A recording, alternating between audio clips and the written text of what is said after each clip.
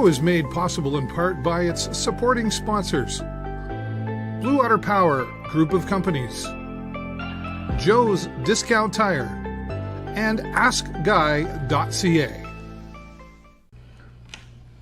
I think as long as I continue to do the show, I will never run out of musical talent to talk to.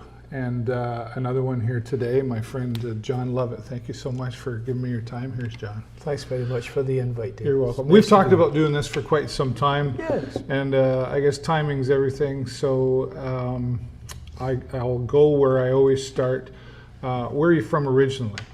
A very small town in Scotland called Portobello. Portobello, It was okay. a seaside town for all the Edinburgh city people. Yeah. With money, they used to go down there and swim in the sea in Oh. their Victorian costumes. Oh, really? Yeah. Interesting. So I grew up very close to the water. I could throw a stone in the water from my bedroom. Nice, nice. Yeah. So nice And little what town. was that like growing up? Was it enjoyable? Oh, absolutely. The Scottish weather, of course, can be as hot as here, which Oh. is wonderful, but then you can have the summer where it just rains all summer Oh, and yeah, wipes okay. everything out. So you can't predict it. But when it's nice, it's really nice. Yeah. We grew up on the beach and had a lot of fun. Yeah. And mom and dad, like, what did they do? What was their background? My dad originally was an aircraft fitter, worked on the Lancasters and flew a couple of them in the war. Mum was a singer in a band and bareback rider in a circus, believe it or not. My granddad was born from what we used to call carnival. Yeah. We call it midway here. Yeah. So that was my background in that. I was the first generation out of that stuff. So Right. Dad became a bus driver, Mum became stay at home. And then one day they opened up a school of motoring. And A school of motoring. They call it motoring. That's what it's called in Scotland. It's a driving school. Oh, okay. Yeah. Yeah, it was, So they were both, entrepreneurs yeah, and- exactly. yeah. Oh, there was no stopping my mother once she got going. Is that right? Yeah, 5 foot in a cigarette paper, 110 pounds. You know, Jesus. Yeah, she was a spunky lady. Yeah. So how many siblings do you have? I have 2 half siblings, a half brother and a half sister. They're twins, Oh, primarily from my dad's side. yeah. Yeah. Now, I'm always curious, where did the music come in for you? Like you did mention that your mom was in a band. Is that Yeah. the side that got you interested in the music? Yeah, my mother's first husband was a drummer in a big band, you know, like the Glenn Miller, you know, Oh, yeah. orchestra kind of thing. And Yeah. she was a singer on stage sometimes. Okay. And she noticed me playing with knife and forks on her kitchen table at the age of 8 years old and went, Gotcha. And that was it. So I got my first drum kit when I was 11 years old, Yeah. and I did my first gig when I was 11 and a half. Yeah. So was that right? Really? Yeah. So your first instrument was the drums. It wasn't guitar or anything No, else. first- Would it be fair to say that being a drummer is more rare than? It's the rarest musical instrument in a band for someone to learn. I think, you know, like most people want to pick up the guitar, I guess, right? I don't know if I've ever met anyone who's actually learned to play drums. I think I've met people who were just kind of born with it. Is that, yeah? I think that's, in my humble opinion, Okay. probably more the case. Yeah. It's something, the rhythm is there.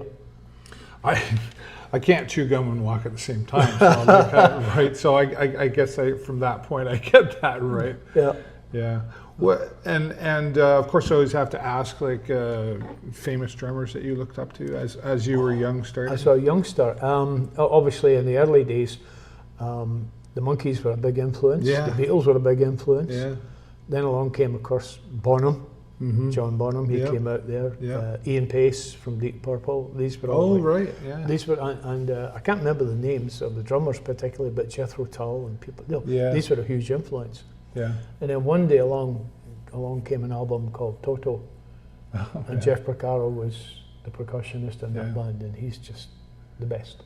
Yeah, it's interesting because Andy Hardman, who's another drummer, a fantastic drummer around town, I've asked him the same thing, you know. So there's always a few similarities, but a lot of differences in who the drummer looks up to. And I guess it probably depends on the style that you're looking for. You mentioned like Beatles and the Monkees. I mean, then it was pretty basic drumming. Yes, it was indeed. Right, and then others came along and went, okay, and then of course, you know, we can't leave out Neil from Rush, right? You know. No, we can't. Nor As you get Alan older. from Yes, or Bill Oh yeah, from Yes. right. When you look at drummers for emulation, you know, you can, or I can sometimes try to emulate Bonham and sometimes be successful if I'm lucky.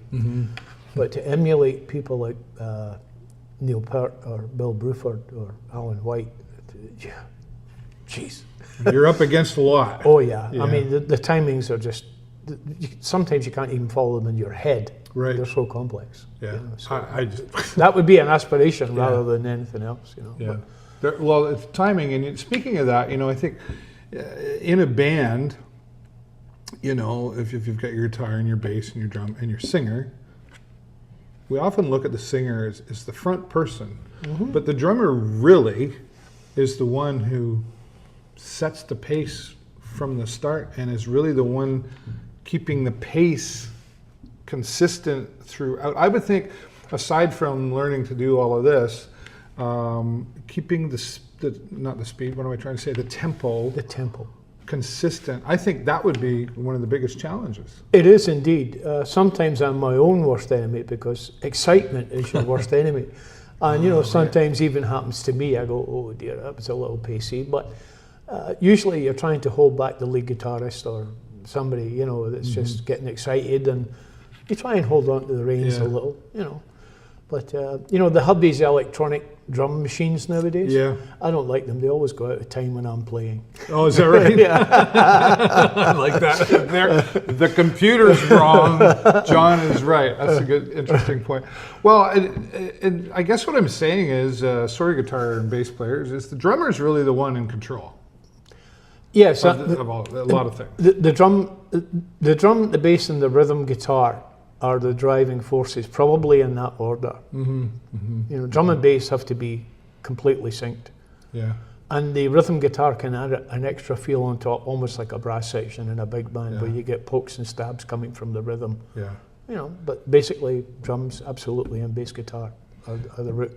You, you know, as a drummer, I think there was a time when drummers were underrated. Or maybe not. That's not the right. Maybe they didn't get as much credit as maybe the guitar player. Or I mean, there's always the band jokes. You know, the bass player buys the pizza and the drummer pays for it, right? Yep. Or bass orders it and drummer pays. But you know, as the music world's evolved over the years, we see more and more and more credit being given to everybody in the band, right? You know, and we look forward to those drum solos. And see, I already know, right? Like, because I go, and many do, they go, oh, wow, he's doing all this. But the drummer, like, that's a lot of work to do. Like, I got tired walking from my van to here. Yeah, I know. Is that, you like doing them, but what was that look on your face when I started to mention that? I don't know if I've ever successfully ever played one. You know, I've sort of got started and then fell apart halfway through. But four limbs are moving, all four limbs. I mean, mostly through most songs, four limbs are moving, but particularly in a solo, you've got lots of stuff going on. You know? No, it can get crazy. Yeah. And then I think of like, you know, Motley Crue's drummer, you know, going up a big scale and flipping upside down and still trying to. You think you might want to try that? No, I don't think so. Not sober, that's for sure. Right. I don't know. You might want to not do it sober. Yeah, for sure. Right. You'd need something else. What is your style? Like, you know, there's a lot of different styles out there. Like, what would you call yourself as a drummer? I have played in so many cover bands in my life, principally. I've never really played with an original material band. So from that point of view, it's hard to develop a style of your own because you're always influenced by others. Sure. But I think some of my favorite stuff is funk. Oh, yeah. Yeah, I do love that, you know, Motown funk. Jazz, Chicago feel. Yeah, nice. You know, the style of probably one of my favorites would be Huey Lewis. Oh, really? That's a great style of performance.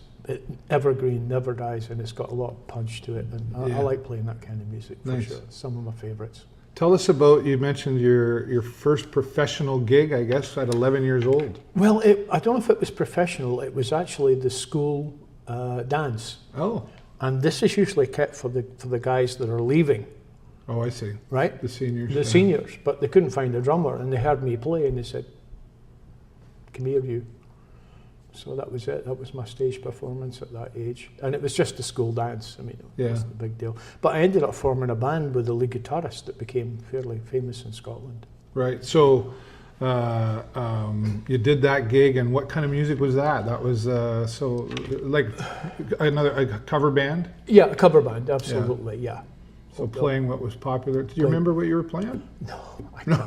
I was probably I know it was a couple of weeks ago. Probably so excited I was even keeping pace, you know. But yeah, 11 years old, but it was just a school dance, so it was fine. But it was fun. You say it was just a school dance, but that was like, if you think of that now, it's a lot of pressure. You've got your peers out there. Well, at 11 years old, and then, but that really was something that started you off. Mm-hmm. You didn't know it at the time, but it went to the next thing. You said you formed a pretty famous band. Talk about who that is. Well, one of the silliest names I've ever heard in my life. I didn't really agree with the name, but I was outvoted. It was a band called Iron Virgin. Okay. And they went on to some success. We missed the boat by 3 weeks because we released one of Paul McCartney's songs on single. Okay. It was produced by a guy called Nicky Tobert. He's the producer for Thin Lizzy and Def Leppard. Oh. Good guy. Right. And he gave us the song Jet from Paul McCartney. Mm-hmm. And we put it on plastic and released it because McCartney's people said, yeah, that's fine, go ahead. But when it went into the charts at number 28 in Britain and was paid on the hour every hour, wow. McCartney's people went, wait a minute. So they released. They released their own. They released their own. Wow. It was close. It was a close race. Yeah. But I mean, what a great story. Like.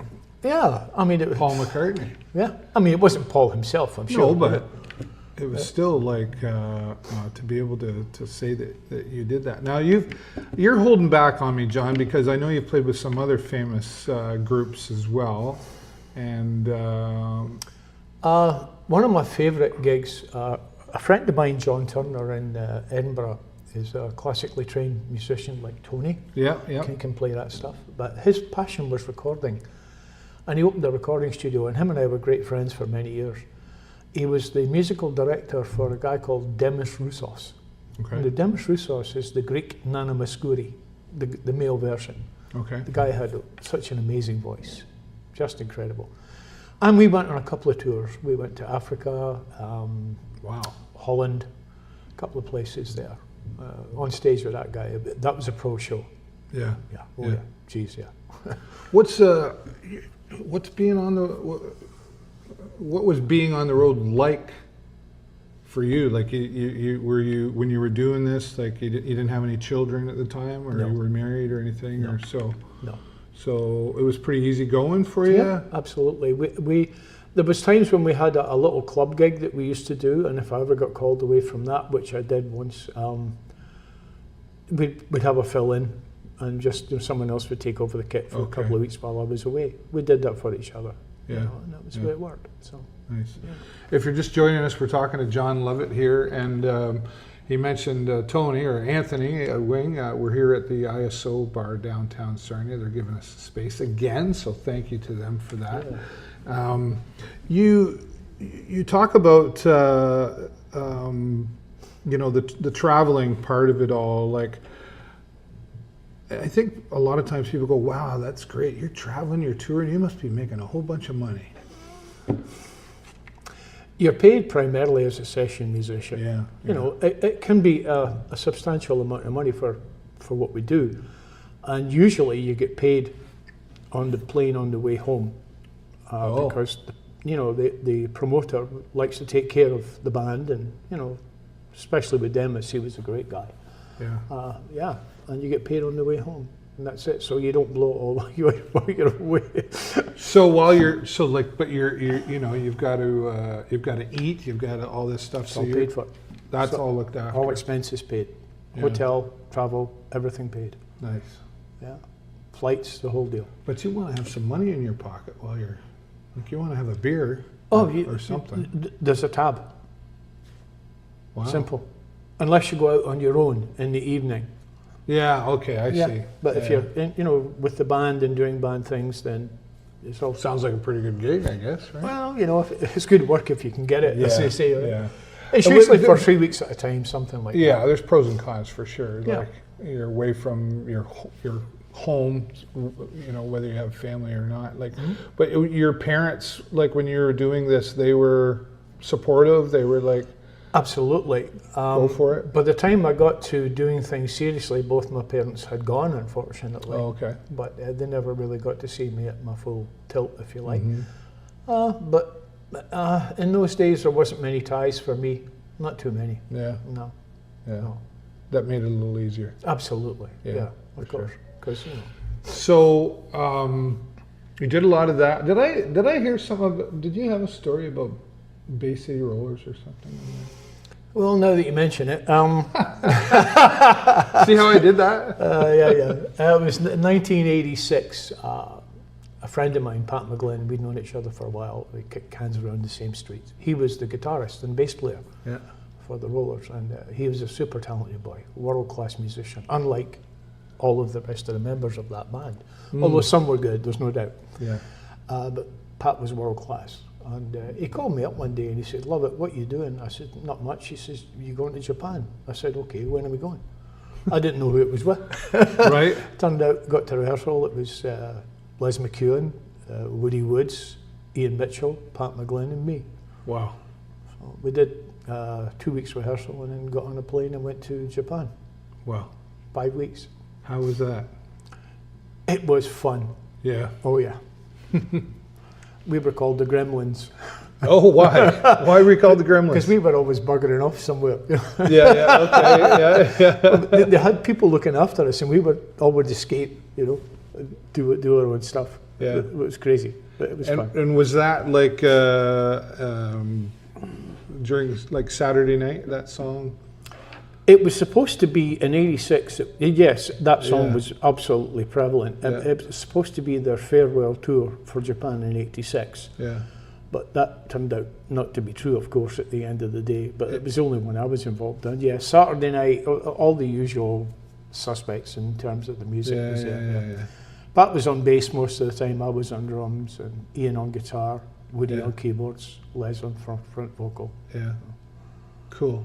And I've always enjoyed the Bay City Rollers for one particular reason, and that was the song Saturday Night. And I had that on a 45 when I was a boy. Right. And my sister taught me, we did a dance routine together that she created. And we kicked up our legs and we did all this stuff. You know, Right. she's a little bit older than me, so she got to tell me what to do. But that was always a memory for me, was Saturday night. And I could probably almost still do the dance if she showed up right now. But, you know, music is a trigger, right? You know, for a lot of memories. 100%. You know, there's always something. Like, I'll never forget the Saturday Night by the Bay City Rollers. Yeah. I don't even remember any other song by them, but that one. What's the journey been for you as far as like your musical triggers and the memories that comes from, like, that's not a 9-to-5 job, you know, that's a special kind of career, really. I don't call it a job. Yeah. There was times when we tried to hold down full-time jobs in the early days with Iron Virgin and people like that. It became almost impossible because we're not getting home till 3 o'clock in the morning. Right. So we were fortunate enough to be popular and get booked and get paid reasonable money to survive. Yeah. And the triggers in there would have been the songs that we were doing at that time. Roy Wood, Mott the Hoople, David Bowie, a lot of stuff. You know, when I hear these songs, it brings back the memories for Iron Virgin. And of course, Jet. Yeah, right. Yeah, well, I mean, why wouldn't you, right? You know. Yeah, because that one in particular, the singer, Stuart, was quite nervous in the studios, and he would ask to have the lights dimmed a particular way, or the microphone set a different way, and nobody else in the room but him. Yeah. So we sneaked in while he was singing and fired a fire extinguisher between his legs. So pretty funny. Just to wake him up a little. Oh yeah. I think he needed to change his underwear that night. I'm not sure. Maybe he did. It was quite the scene. You know? Yeah, I bet. Okay. Yeah. So those, you know, when I hear Jet, those things come to mind. And, I mean, yeah, because you're creating a lot of stories and memories. Like, you know, you talk about the fire extinguisher, and I'm sure there's a whole lot more that you could maybe not share, but No, is there a particular moment where, like, did you know what you were doing as far as like, this is my life and this is what I want to do, or were you just having fun and rolling with it? Both. Yeah. The having fun and rolling with it made it desirable to be there. Yeah. I worked with a four, including myself, to be a four-piece touring Scottish band for about 9 months, almost a year, and oh boy, every day was a riot. We actually made the front page of a local newspaper in a small town near Oban in Scotland. Okay. Because we managed to hang the lead singer up 2.5 stories up on a fire escape rope.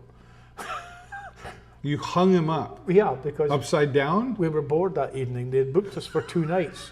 And when we get bored, we're dangerous.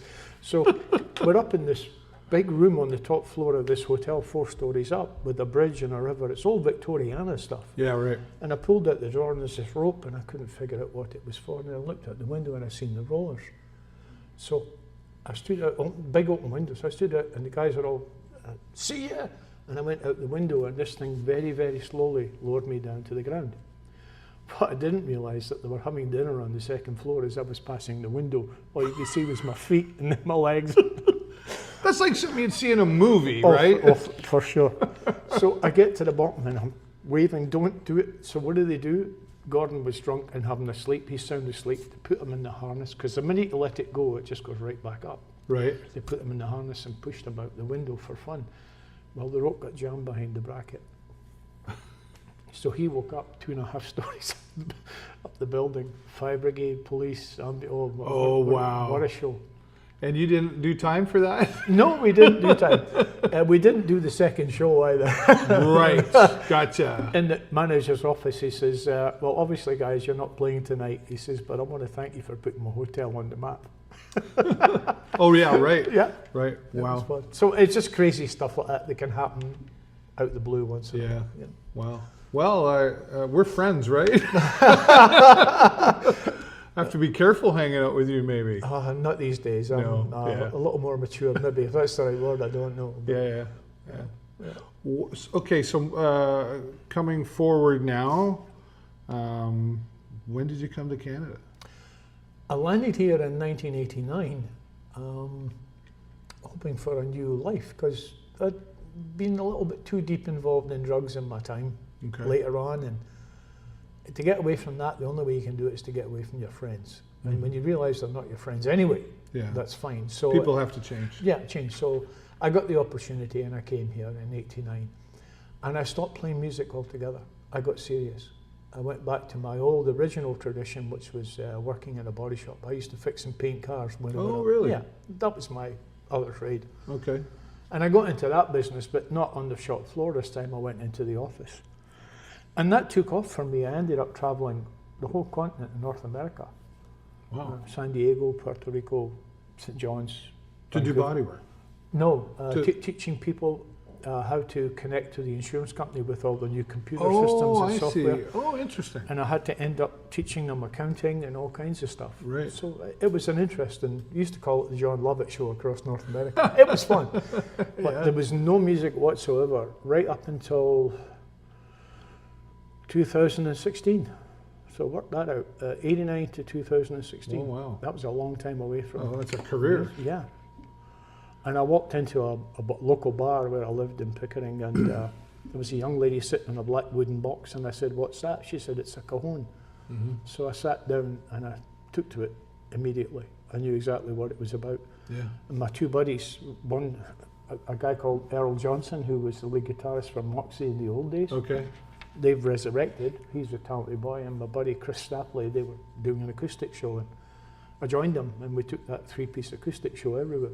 Nice. And that was the days when I could pick up my cajon and leave and put it back down again. Right. Now I'm playing the cajon, and we need an 18-wheeler to move all the equipment that goes with it. It just grows and grows and grows and grows. So. Yeah. So as you know, I'm predominantly playing cajon with Alison as a duo. I also play a little bit of cajon with the Irish band Tamlin Road with Alison Yeah. and Brett, and Yeah. the wonderful fiddler lady Sabrina Rankin. She's fabulous. Yeah. And Alison's Irish voice. It's a great show. Yeah. And then we have a 4-piece modern rock band with Dan Butts. Yes. So Yes. I have a mesh kit, the electronic mesh kit. Yep. I use that for Dazzle now. Yeah. So I got to keep my nitro handy. You know. Right. But those are like one of my favorite words is eclectic, and it's you're that when it comes to, because you're playing a lot of different styles of music, right? Yes. You're not just stuck on one. Widespread. And that must keep things interesting for you. Yes, it does. I mean, when I first came here and picked up the cajon, the first guy I ever worked with was a guy called Nick Swales, and it was totally impromptu. Yeah. And we did Nick's the whole great. night together. You Yeah. know, it's just without sounding like, I think I may have a little gift in terms of that particular instrument, and I've always found that I can step into Ray Whalen's show, step into Rick Wales' show, step into Jeff Black's show. I can step into anyone's Yeah. show and contribute to what's going on without rehearsal. Yeah.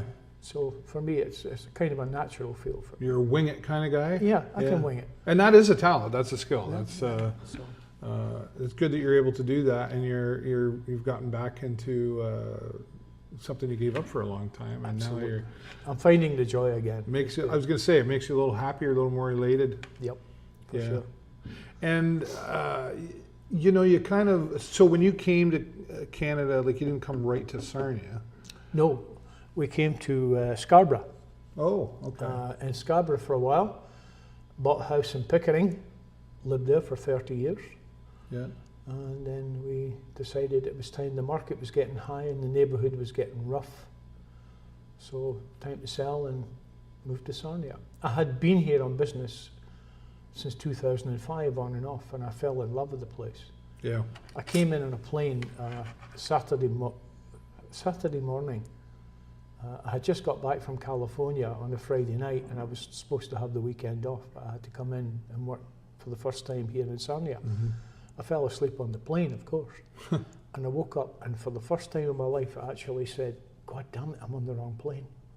I'm on the wrong plane, because I'm looking out the window at what I now know as Grand Bend, Yeah. and it's nothing but beautiful blue water, golden sands, Yeah. green fields. Where the hell are we? Sarnia. Fell in love. Yeah. And then when I found the friends and the music, I've got more friends here in Sarnia than I've had. I've had them up all my life. Yeah. Wonderful people. Yeah. I love this town.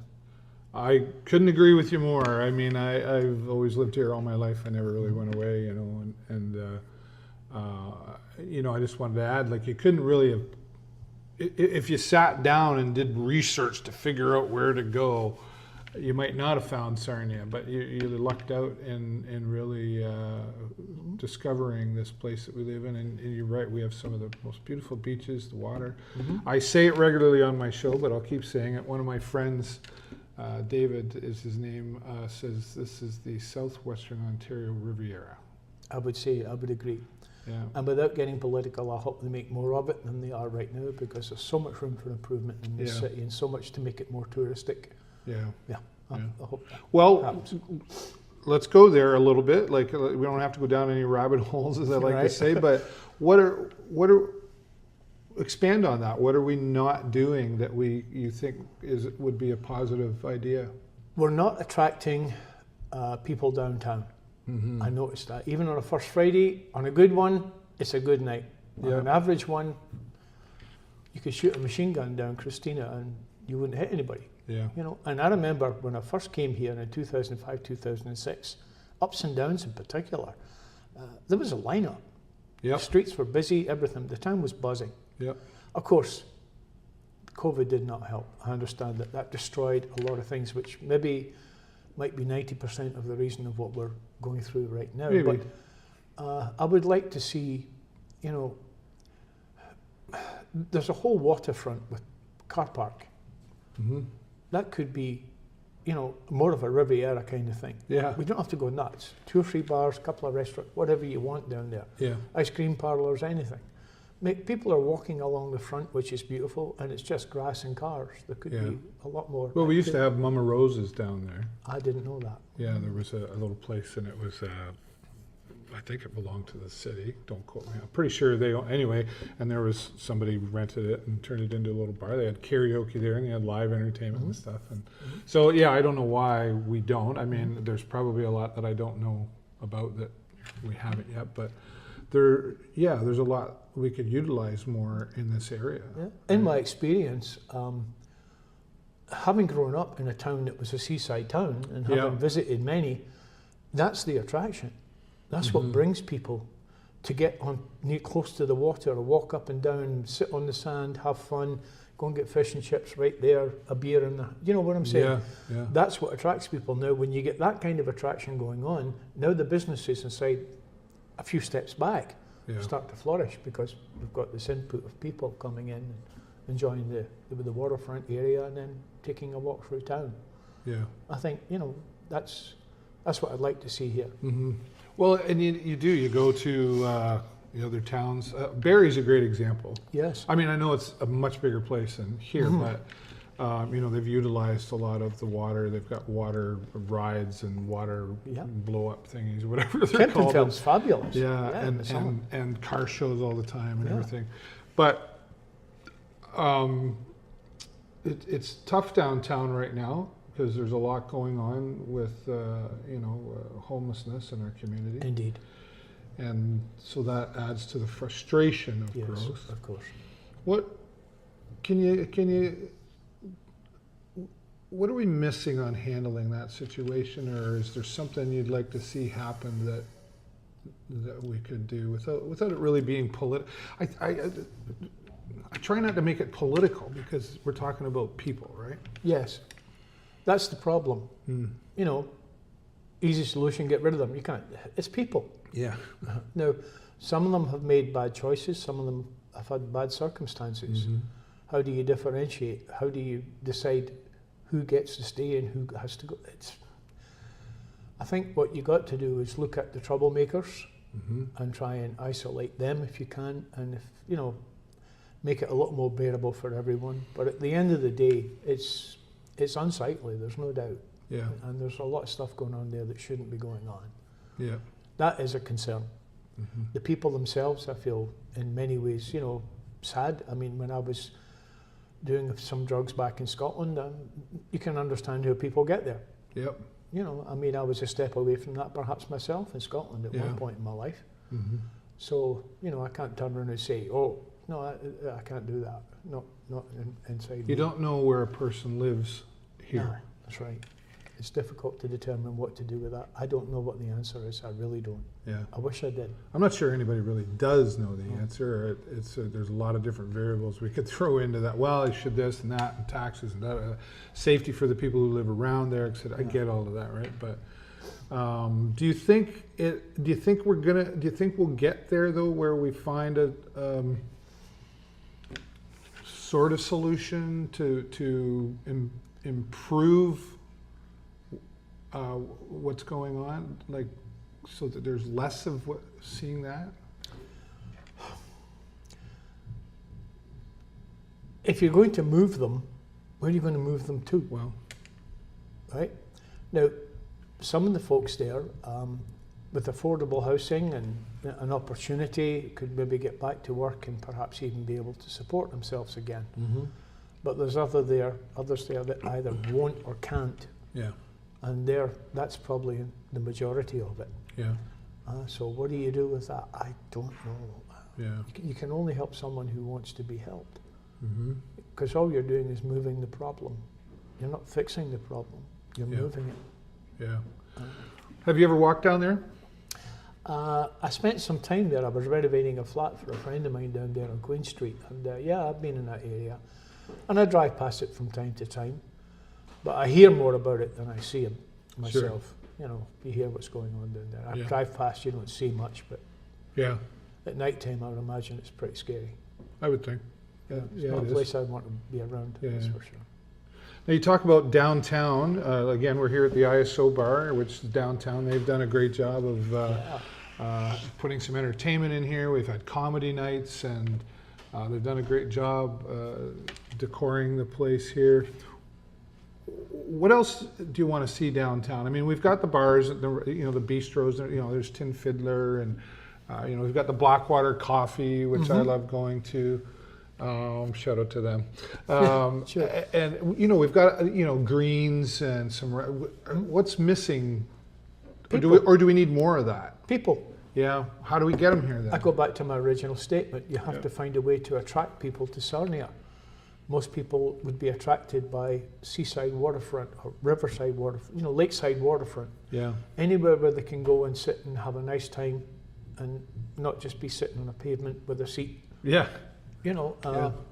People are the important. There's enough venues here to cater to what we're doing right now. There's no doubt. Yeah. There's no real lineups to get in anywhere downtown right now. No. So, but part of that, if you talk to, maybe I should, hook me up with John down at Ups and Downs. Maybe I should interview him. You should. Now there's a man who knows this town. Yeah, right. And I've come background in the bar business, entertainment world too, right? So I've seen a lot of changes, and I know a lot of it can get blamed on COVID, but I'm not sure that's COVID certainly had an effect. But I'm not sure that we can keep blaming COVID for everything that doesn't work for us, Correct. right? We still have to get back to a mindset of, because there were other times in that world that weren't going so well. So how did we get out of that? So it's cost more money to buy a beer. Yes. The whole safety thing, so those are some things that we have to overcome. And prices go up. The price of a beer is never going to go down. No, and I agree. Right now, the economy is not in a strong position for people to go out every night and spend money. Yeah. Maybe once a night on the weekend, if possible. But like I say, to draw people from out of town to come to Sarnia to visit would be a good thing. Give them a reason to come here. Give them a reason to walk the streets and look at the businesses and indulge and involve themselves in the economy here. People are the answer. How we're going to do it, Dave, I don't know. Yeah. I get sad. Well, if we knew, we could probably make a ton of money. Yeah, we'd exactly. be doing it, right? Yeah. Easy to talk about, but I mean, those are some good ideas, though. And you're not the first that has said, "Oh, we need to do more down here, do more here." And you hear some people that say, "Well, they should do this and that," but then some. It's almost like, well, I always go back to the JFK speech. Ask not what your country can do for you, but what you can do for yourself. Do you like that? Believe that philosophy? Yes, I do. Sarnia has given me an opportunity to survive and be happy and enjoy my life. So it's nice to give back.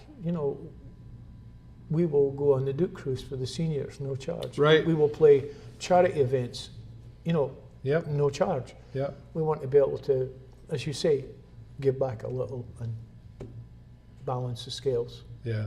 It's a good way to go. Yeah. I like that idea. What haven't you done yet that you still would like to see yourself do?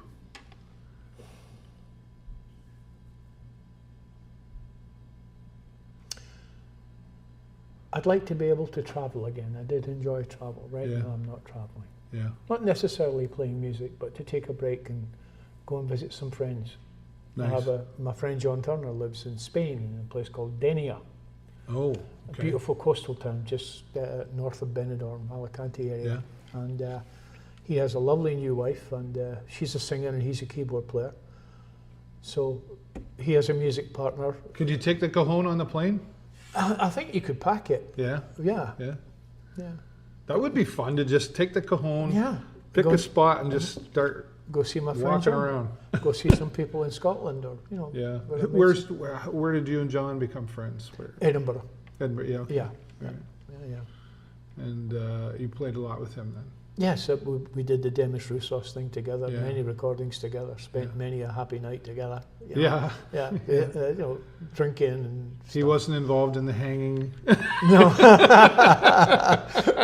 No. no, he was not. No, Yeah, no. right. John was a very stable guy, actually. Yeah. A smart guy.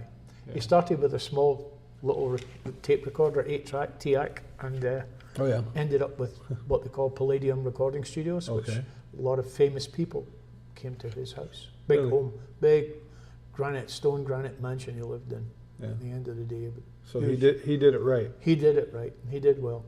But then along came electronics. Yeah. You know, it got, instead of analog, everything's digital. Mm-hmm. So you could do the same work like we're doing here. Well, You know.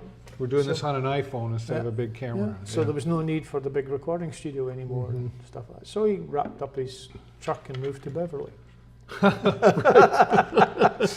Nice. He lives a good life. It's So sunshine. will you get there? Will you get to doing that? I would like to very much. That's Mhm. something I'd like to go across. I've been in Spain a few times and I love the place. It's a nice country. Yeah, I've always wanted to go. I had a chance to go to Ibiza and I couldn't quite get there, but I feel like. But Scotland, to go back to that, for me, I'd like to go to Spain, but Ireland, Scotland. My first, I guess, Europe experience was in Budapest back in February, and I haven't been there. I hear it's beautiful. just go. Yeah. Just find a way to go. Yep. My experience, and I love history, right? So Mhm. all the old buildings and like there's nothing there that's brand new, right? No. Not much anyway, No. right? But if I were to go to Scotland, there's always the main attractions, and I'm going to go see the Loch Ness Monster, whatever, right? Where would I go? Would you tell me to go to your hometown? Yes. Not many people realize just how important this is. In a few weeks from now, they will start what used to be a very small festival of performing arts and music. Oh, It's now the biggest in the world. oh, It runs for about 6 weeks. They close down most of the streets in the centre of the city. wow! They light up the castle, put up fireworks. They have a military tattoo This is in your in hometown. my hometown. Wow. Between August and September, they have the Edinburgh International Festival. And what's the size of your town? It's about 7 or 8 miles in circumference. So, like population-wise. Ottawa. Oh, okay, all right. So it's fairly large. Oh, it's a large city, but it's a okay. city. I say a right? town. It's not. No, okay, it's a city. Yeah. Yeah. Okay. So yeah, and they have this huge castle right in the middle of the city. Wow. You know, and the highest point is about, I think, 1,200 feet above the. See, send me there. Yeah. Wake up every day and there's something to do. During the festival, non-stop, Yeah. and it's all day, all night drinking. Do what you want. Yeah. It's a barrel of fun. Yeah. Wonderful time. So Edinburgh, in that circumstance, is a place to go. The Scottish Highlands themselves are absolutely gorgeous. Yeah. Just fabulous. If you like to look at views and Yeah. a bit of hiking or 100%. something like that, you want to go there. Yeah.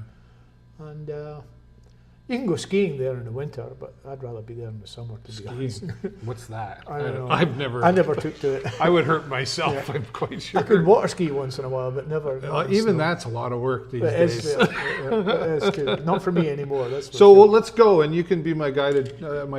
I'd be delighted because Yeah. there's lots of things in Scotland I can Yeah. show you. Have you been back since? Yes, my last visit was 2016. Oh, okay. Yeah, we went on a 4-stop journey: Paris, London, Edinburgh, Dublin. Mm-hmm. And then Good times. Oh, wonderful. And saw old friends and. Yes, family, old friends, Family, all kinds of yeah. stuff.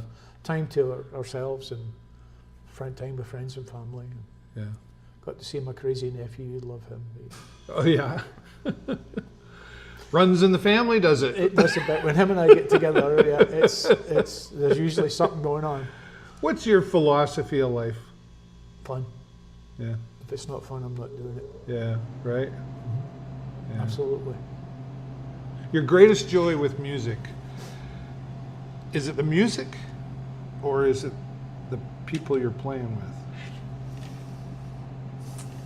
I think the people I'm playing Yeah. with makes it the most exciting thing. When you're playing with musicians that are better than you, two things happen. You get and you play it correctly. Mm-hmm. You get a feeling of elation. Plus, you improve your own You game. get better. Yeah. Improve your own game. I like that. Yeah. Yeah. I've asked this question many times to musicians, and I want to keep asking it because I keep getting different sort of opinions. Let's talk about the business side. money. You'd love to be doing it full time, like 5 days a week, and getting paid well to pay your bills and live and have fun and all that stuff. Why aren't, I used to ask the question, like, do you think musicians are getting paid what they're worth? And I'm sure the answer would be no, they're not. No, absolutely Why not. aren't they? Well, economy. Okay. Take, for instance, what we spoke about earlier, the lack of people coming out. Okay. Yeah. For various reasons, as we spoke, and the price of beer, the price of everything, the overhead has gone up. Let's take John Mallon as an example. Yeah. John used to pay bands better than anyone else. Mm-hmm. He can't. I mean, I did actually teach accounting at one point in my Yeah, life, right. It's basic mathematics. Yeah.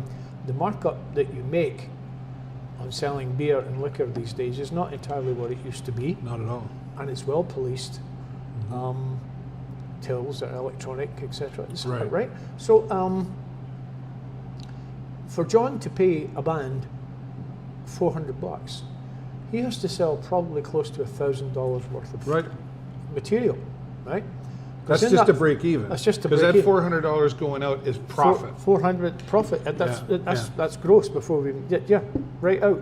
Yeah. Plus he's got a little bit of security and his staff Yep. and his overhead. So and that's why we're not getting paid what we should be getting paid, because the money's not there. Yeah. If people would come out more, try and spend a little more, but coming out more is more important. And the more people we have, the more profitable everybody's going to be, and the economy will stimulate again, Yeah. and maybe we'll get back closer to where we need to Do you be. think we'll get back there? I don't see it right now. Like, there's usually cycles, Yep. 4 years, 5 Well, years, but I've been doing this 5 years now, and no change really. yeah. And once again, how can you? We can't dismiss COVID, but it was there, and it was a Sure, big. absolutely. It was a big hit for everyone. Yeah. So it may take all the time that it needs to come out of that completely. People are still aware. Now, so we need more people to come out, and pricing and all that stuff. Does the musician, though, sometimes, do they have a responsibility to say, no, I'm not playing for that? Yes, absolutely. That it's a choice. Which is hard when if you're hurting. Correct. Boy, that $50 could buy me some groceries. Yeah, exactly. So it's hard to determine. You're left with the choice whether you want to do that for that kind of money or not. Yeah. That's it. Yeah. It also sets an example in some cases, which can be unfair, where, you play in one bar for this amount of money and another bar for another amount of money, and then they find out about it, and now we're all under pressure to pay for that kind of money. Right. That's the way it goes. Right? What's the price of paint today? Yeah. Yeah, right. Well, and I mean, there has to be a cap on how much you pay too. I mean, like I've always used the analogy, like if I were to hire Bob Seeger to come into the ISO bar, I couldn't pay him what he wants. No. Because I can't put enough people in here. Correct. And I can't sell enough beer. So there is a limit, right?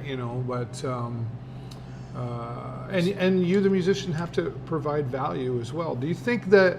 And this is another one.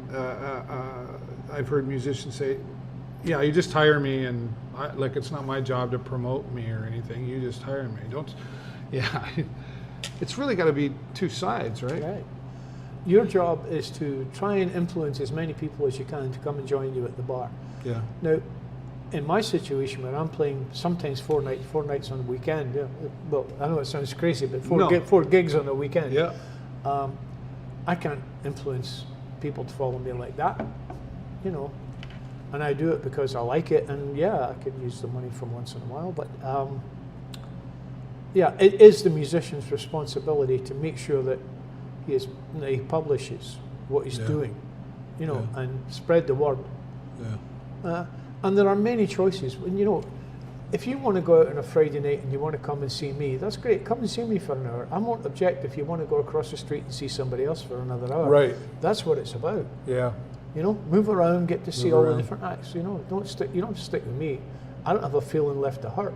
Right. Right. Okay. You know.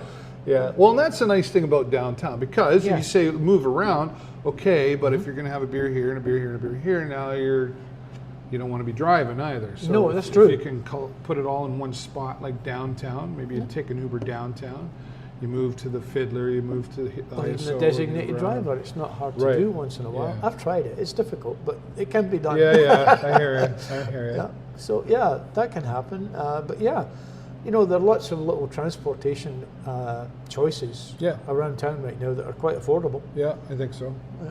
Yeah. So especially with 3 people in the car or 4 people in the car, Yeah. very affordable. Yeah. Yeah. You've done the music, you've done the accounting, you've done you've done a lot of things in your life. You mentioned, travel. Doesn't sound like you've really got any regrets in there. Like, when it's your time, will you be able to say, that was great? Yeah.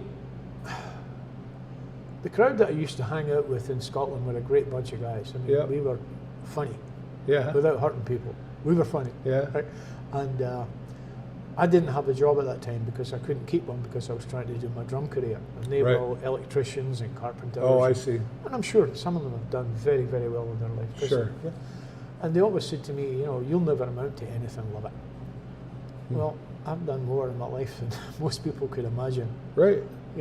I really have. You have traveled. You've been all over. All over, and halfway around the world yeah, twice. and ask them how happy they are.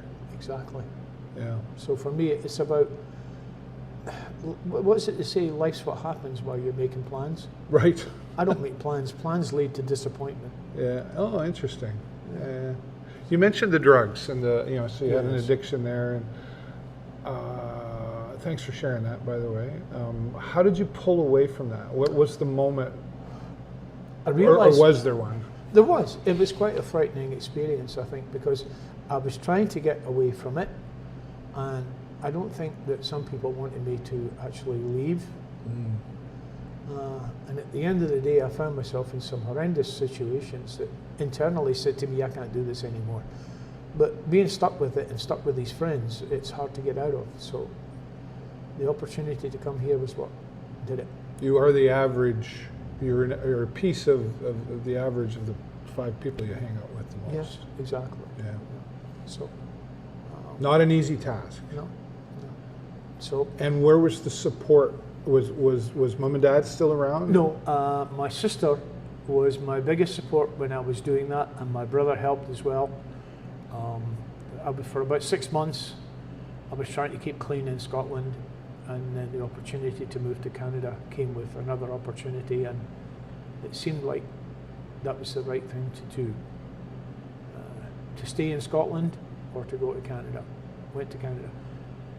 I got off the plane, and I'll tell you, Dave, I have in my life, so in Canada, taken a little toke for going to bed at night once in a while. But other than that, I'm spotlessly clean Yeah. for many years now. Good for you. Don't touch Congratulations. anything, nothing at all. Good for you. I like my gin and tonic. Anybody will tell you that. Yeah. Okay. All right. But that's okay. Yeah. Yeah. Even United Airways, I used to fly Air Canada all the time. Yeah. Lots and lots and lots and lots of planes. And they always took very good care of me. I had to fly United one day out of the blue, later on in my career for the first time. Okay. And they put me in my usual seat, right beside the bulkhead, Okay. beside the window. Yep. And how they knew that, I don't know, because I figured I'd be at the back of the plane, first time in United. We're on the tarmac, right? This nice gentleman opened the curtains and said, "Mr. Lovatt." I said, "Yeah, that's me." He said, "I believe it's a gin and tonic." And he handed it to me. Now, how did he know? To this day, I don't Somebody know. whispered in his ear. I don't know how that happened. That's absolutely true. Well, yeah. And will that bug you the rest of your life? You're like, who did that? I can only think, 'Cause you must have impacted somebody in some way where they said, just make him feel special. well, maybe so, I don't know. My boss was an influential guy. He flew more than the pilots. Yeah. Honestly. He was a good guy. But I think they were all member of this thing called Alliance Air, the Alliance Airline Group, Oh, okay. Lufthansa, Dutch, Airway, US, Canada. And I think maybe word that got through the machines. Maybe it did. I don't know, but Somebody thought enough of you to make sure that said happened. I believe it's a gin and tonic. Yeah. You've had a positive impact on this community here. Like, when we talk positive impact, it doesn't always have to be like change the world stuff. But No. but you've impacted a lot of people with your music, with your stories, your infectious laughter, your craziness, if you will, about you. I remember when we first met, it was just before COVID kind of thing, a few years, and I remember looking and going, wow, what's that guy all about? And I watched and listened, and I was like, I just have to go say hi to that guy. And we, probably, I think it was through maybe Allison or Dan or somebody, mutual friends, we just started. And you're always so fun to be around.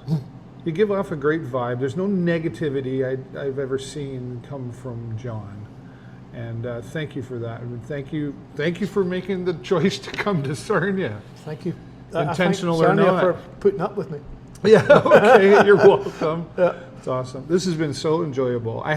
This is one of those interviews where I really had no idea what to expect other than, the music conversation. So I thank you so much for your time. Thank you very much, Dave. I really enjoyed my visit here today. Thank you. And as always, what's coming. Click the like and the love button, but click the share button. It's the most important button, so we can share John's story and everybody else that we have here on the show. But as always, that's all the time I got for you this week. Have a great week and an even better weekend. We'll see you next time here on the show. I've just realized I should have kept my ears out of the picture. We can crop them out. That's all, folks. See you next time.